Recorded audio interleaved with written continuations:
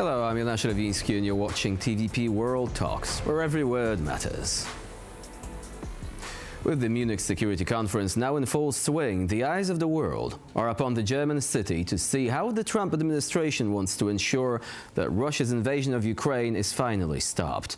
So far, there have been mixed signals, in fact, from the Trump team, leading some to worry that both Ukraine itself and its allies in Europe might end up being kept out of the loop.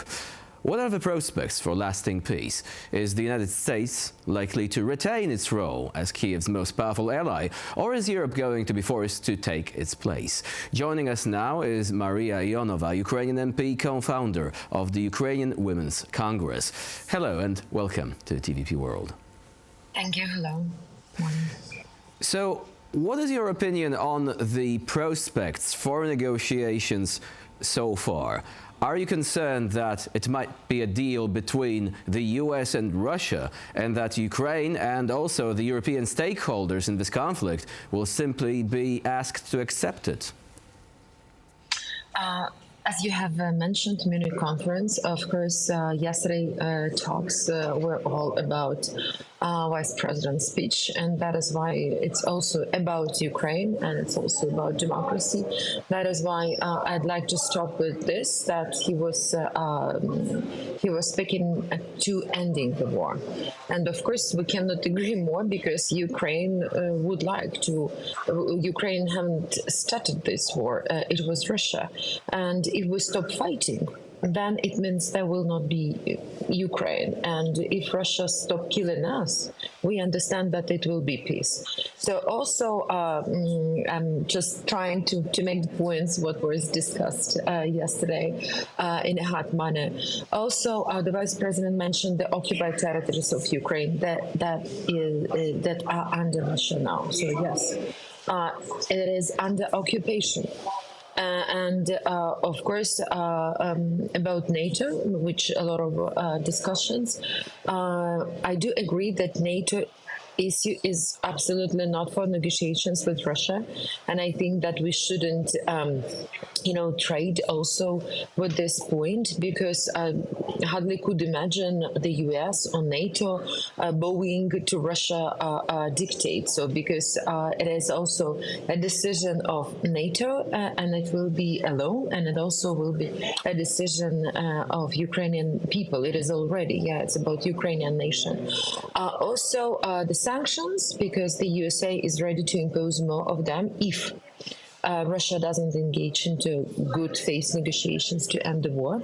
And I think that my suggestion also will be here on Munich Conference, when we are talking with Americans, would be about the words of President Reagan: we maintain the peace through strength, because weakness only invites aggression. And I think that also new administration to remind that unfortunately Putin doesn't implement any promises. So that is why, of course, on negotiations on war in Ukraine, our position is nothing about Ukraine without Ukraine, and of course here nothing also about Europe without Europe. So we see some messages from US, but I think that altogether we have to coordinate and not to go away from our democratic principles and values, because it's not about deal, it's not about interest, it's really about values. And just to remind, we remember slogan of Trump's during presidential elections, to make America great again. But also what we see here, that some messages is that to make Putin great again, to invite him, just to forbidden him all the war crimes, all the genocide actions with our Ukrainian people. It's not about democracy, and that is why I'd like to wish all of us, to European leaders, to American new approach to make democracy great again, because our country, our people, armed forces, we're paying very high price for democracy, and we don't want, to weak the position of civilized world because Putin is dictating things he doesn't want to see Ukraine absolutely not on the map of the world. That is why he will never accept our independence and sovereignty. That is why he should be stopped by strength. That's a very important thing that you mentioned. And yet, President Donald Trump, for example, remarked yesterday that he would like to see the Russians back in the G7, thus making it into the G8 once again. Do you think that it stems from a lack of understanding, that the Russians understand strength primarily, and that incentives like that are not really likely to make them stop? In fact, Trump actually said that if it wasn't for Russia being kicked out of the G8, perhaps the war would not have happened. Well, the Russians were kicked out because they attacked Ukraine back in 2014. Do you think this is a lack of understanding what Russia is all about?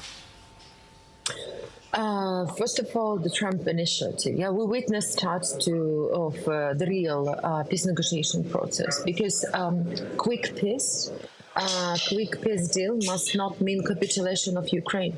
Yes, it's not an easy question, and any peace agreement should meet, basic Ukrainian interests. It's independence, it's territorial integrity, it's strong army, it's our identity that we are Ukrainian, security guarantee with NATO as the most efficient. It's not other guarantees, and of course on Ukrainian nation, not Putin, as I have mentioned, and the openness and emotional drive of Trump towards Putin are met with concern, of course, in Ukraine, because Trump is detoxing Putin. He is taking him out of isolation, sign that Trump is ready to overstep the criminal actions of Putin and his regime. Of course, it scared us and a big concern. And that is why I think that Trump and Putin are imposing the peace plan on Ukraine and Europe. But sorry, it's really very challenging development. Where is Europe? Where is Ukraine? And that is why, yes, we should speak more that the war is going on. The Russian aggression is more 10 years. The full-scale invasion will be 3 years. And that is why our Ukrainian army, we are capable, our nation with unity, we are capable to win this war, because the key of restoring international order is in Ukraine. But it's also very important for Ukraine, of course, to stay and to keep democratic developments inside our country. Unfortunately, recently we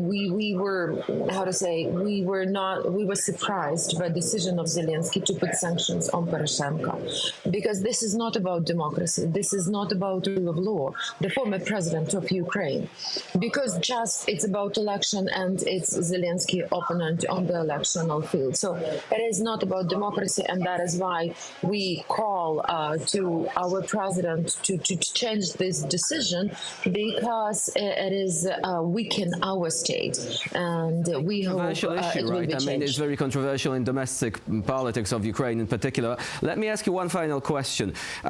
What can Europe do in this challenging situation? The former Lithuanian Foreign Minister Gabrielius Landsbergis said that Europe will not survive sleeping through another wake-up call, and he added that European Union should begin the process of admitting Ukraine into the EU right now, because this could actually act as a deterrent.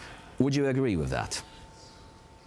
First of all, of course, this is the signal to all European Union leaders that we should be more operative, we should be more decisive, we should have more courage to also, to answer directly that this is wrong, that this is we do not agree. But EU process, it's a long, really long long-term developments. We realize it, and we think that it's, of course, now it's better to have more weapons, more sanctions, and of course we will be EU member, but we should fulfill all the obligations we have signed in our agreements, and you know that the cluster fundamentals should be open. But again, a lot of developments should be done homework in Ukraine. Of course, we are in favor, but I think that also first it's NATO because it's security guarantee, but also EU. We think that the European security now decides in Ukraine because Putin, he doesn't want our land. He just doesn't want we exist, and that is why he will go further. And now it's more cheap to deal and to kick out Russia from Ukrainian territory than when Russia will be more close to the border of our neighbors, our European neighbors. So it is an investment into our common future. It is our investment in our common future. It should be understood as such. Thank you. Mariia Ionova was our guest today here on TVP World. Thank you very much for joining us and for sharing your insight. Thank you. Thank you. And I'm Jonasz Rewiński. You're watching TVP World. Please stay with us for more latest news and updates.